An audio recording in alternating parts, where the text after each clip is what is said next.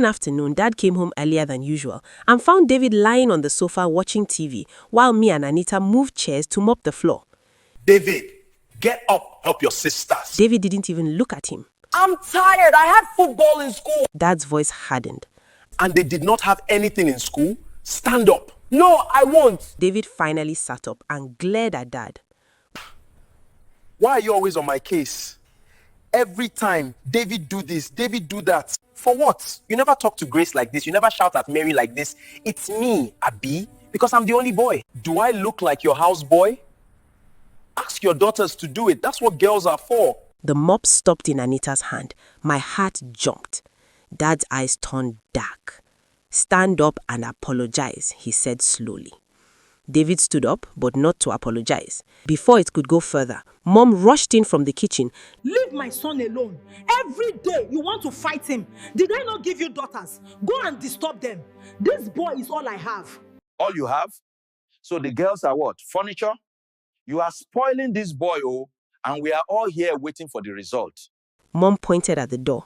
If you don't like it, go back to your workshop, Pat. Don't come here and put bitterness between me and my son. In my family, having a son was more important than having 4 daughters.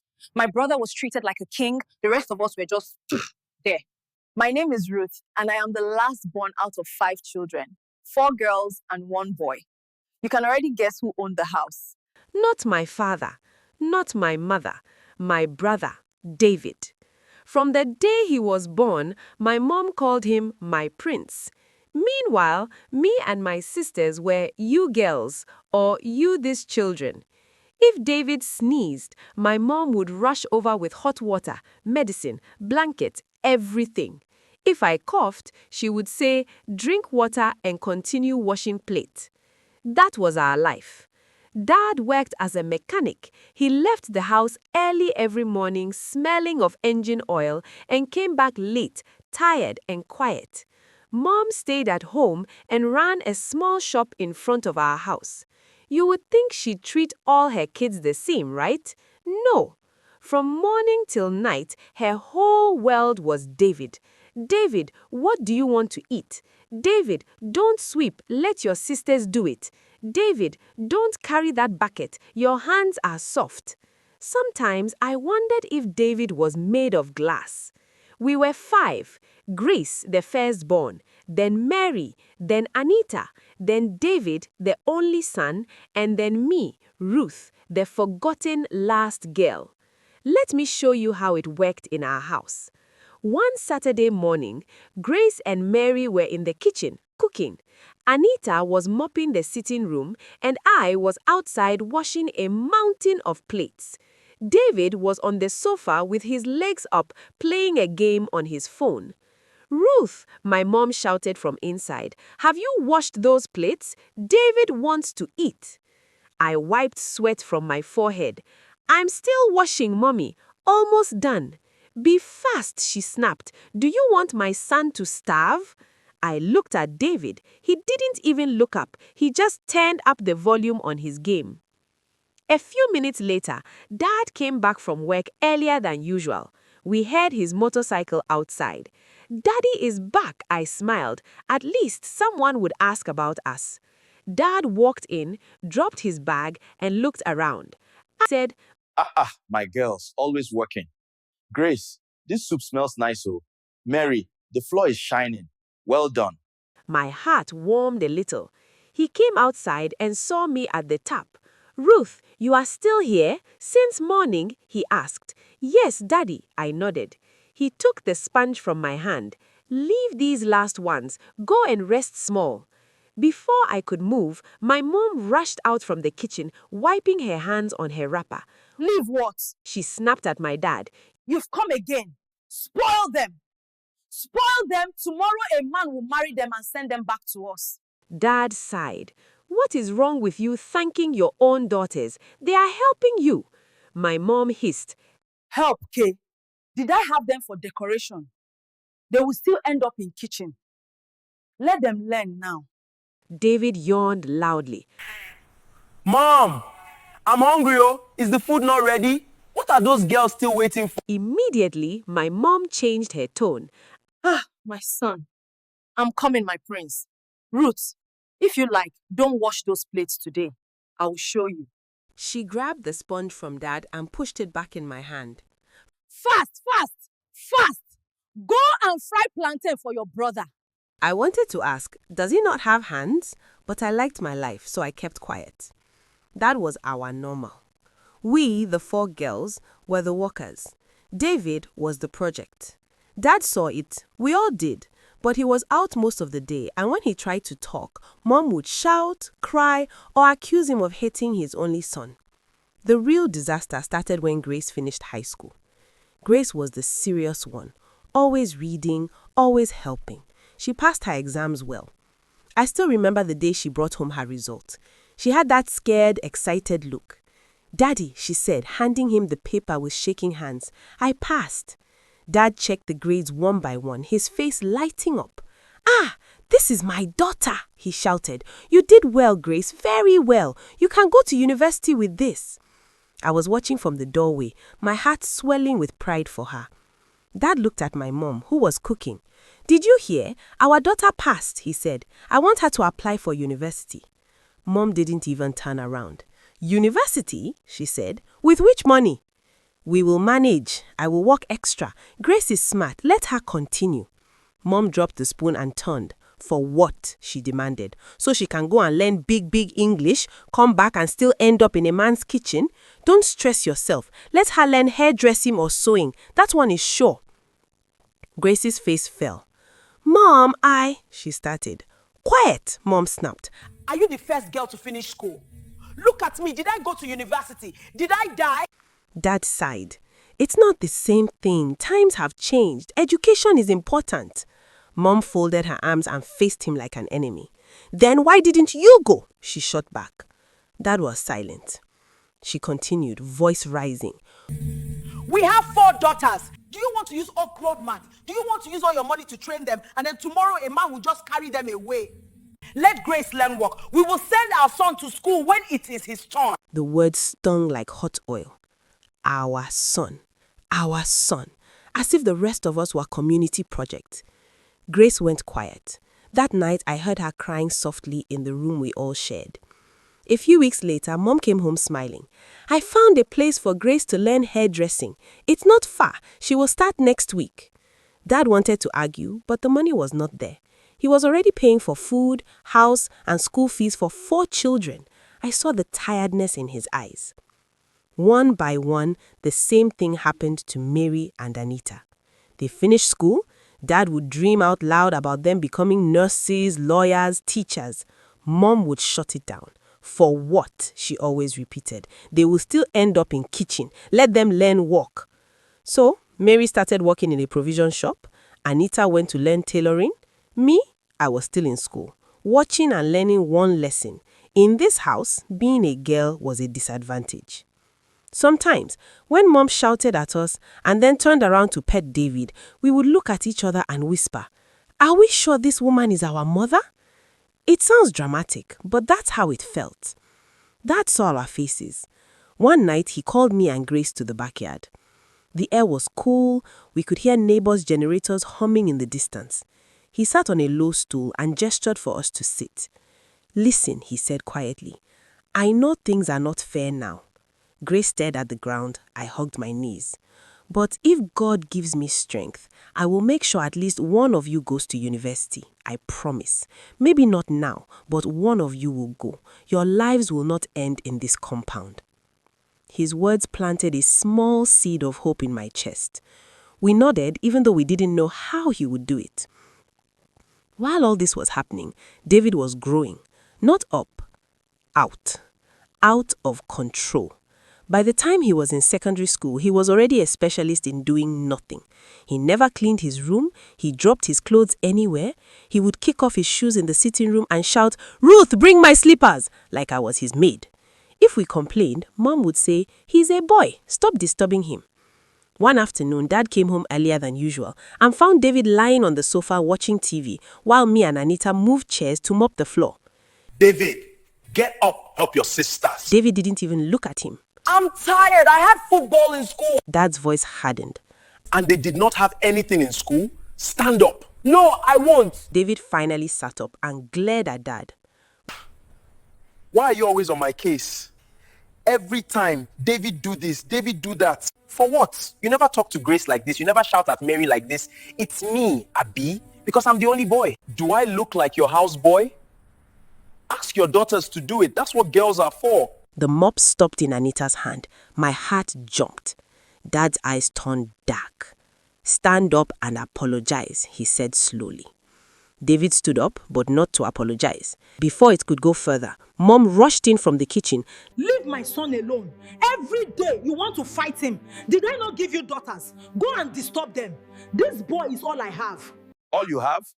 So the girls are what? Furniture? You are spoiling this boy, oh, and we are all here waiting for the result. Mom pointed at the door. If you don't like it, go back to your workshop, Pat. Don't come here and put bitterness between me and my son. Dad looked at David for a long moment, then shook his head and walked out. David smiled, proud, and dropped back on the sofa. I think something broke that day. Not just between my parents, but inside David too. He realized he could say anything, do anything, and Mom would still take his side. And he took full advantage. He started coming home late. He skipped classes to play games in shops. Sometimes the school sent messages that he was missing tests. When Dad confronted him, he would shout back, "I didn't ask to be your son," and slam his door.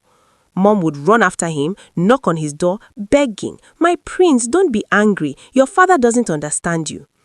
We, the girls, would just share looks like this movie will not end well. We were right. David finished high school with terrible grades. I won't even lie, when I saw his results, I laughed, quietly, in my heart. One evening, Mom called a family meeting in the sitting room.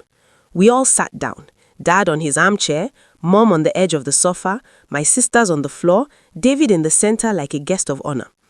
He cleared his throat. He decided he wants to travel abroad. The room went silent. Dad blinked. Travel where? Abroad now, overseas, he said, like it was nothing. My friends are going. I can study there. Life is better there. I'm not staying in this country to suffer. I almost choked. Study? With which result? Anita whispered beside me. Dad rubbed his forehead. David, your grades are not good, he said carefully. Even here, you can't get into a good school with this.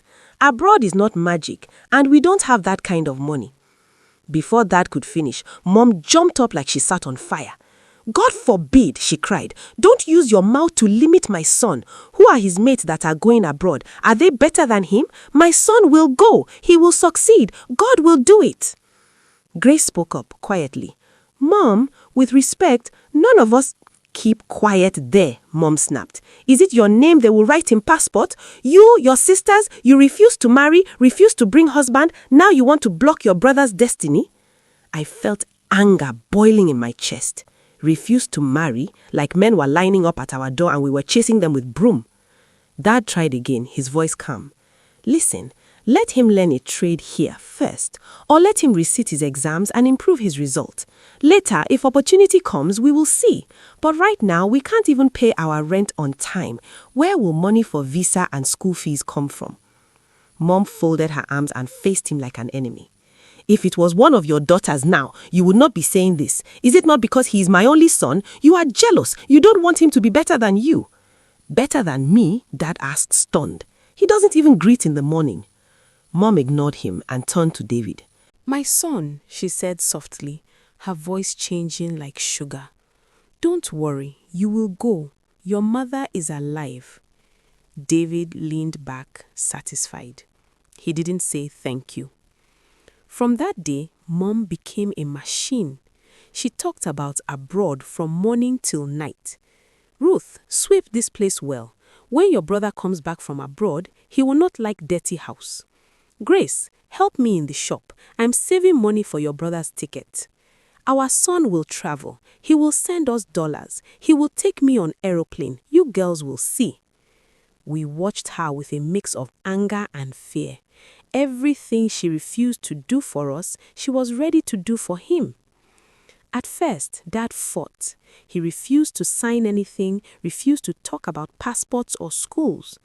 But Mom was stubborn and she was not alone. I later found out she started going behind his back. She went to the place where they kept their savings and took everything. Then she sold our only plot of land, the land Dad had been saving as his retirement plan. She didn't tell him. The day he found out, I will never forget. We were all in the sitting room when Mr. Bello, our neighbor, walked in with some papers. Good afternoon. Please, I just want to confirm. Your wife has sold your land to my brother. We have signed everything. I just want you to be aware. Dad's face changed. He turned to my mom slowly. What is he talking about? It's nothing. We needed money for David's processing. I couldn't watch my son's dream die because of one useless land. Hey, you sold my land. The land I bought before we even married, without telling me. We will buy another one later when he starts sending money. Is it not for our son? Why are you behaving like this? Everything in this house is about your son. Your son. You have 4 daughters. They are still here. This boy is our only son. Do you want him to stay here and be useless? David was sitting there, not saying anything, just scrolling on his phone. Dad's hands were shaking. He said, "You have betrayed me." Mom laughed, bitter. "Betrayed you? You will thank me later. When David is sending you money from America, you will forget this land." He left the house without another word. For days, he barely spoke to us. But it was too late. The money was gone. The travel agent was paid. The passport was done. The ticket was bought. The date was fixed. Mom walked around the neighborhood with her head high. "Have you heard?" she would say loudly in the shop. "My son is traveling abroad to study. Yes, he will come back and build house for me. I will relax. These my daughters. I have tried for them. It is his turn now." Women would gather around her. "Ah, you are lucky," one auntie would say. "My own son is just drinking and chasing girls." "Not my David," Mom would brag. "He is focused, you will see." We would stand in the corner pretending not to hear, but every word entered our bones. Finally, the day came. We all went to the airport together. It was the first time I'd been there. Everything was big and shiny. People dragged suitcases and hugged each other. David wore a new jacket and sunglasses even though we were indoors. Mom had forced Dad to buy them. She cried as if he was going to war. "My son," she sobbed, holding his face. "Don't forget your mother.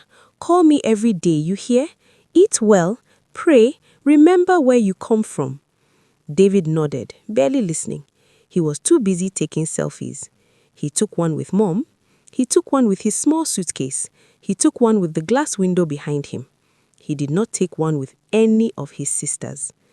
We stood a little behind, holding each other in the noise of the airport, watching as they called his flight.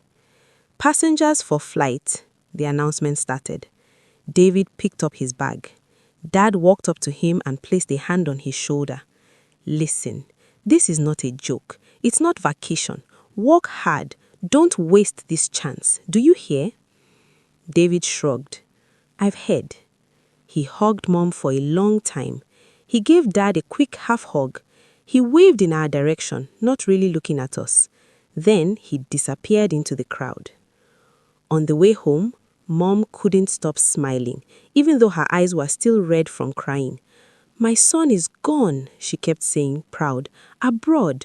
All this suffering will end soon. He will make us proud. You people will see." In the back seat, squeezed between Grace and Anita, I stared out of the window. The city lights passed by like stars that refused to fall. She told everyone our brother would make us proud. None of us knew he was about to destroy everything.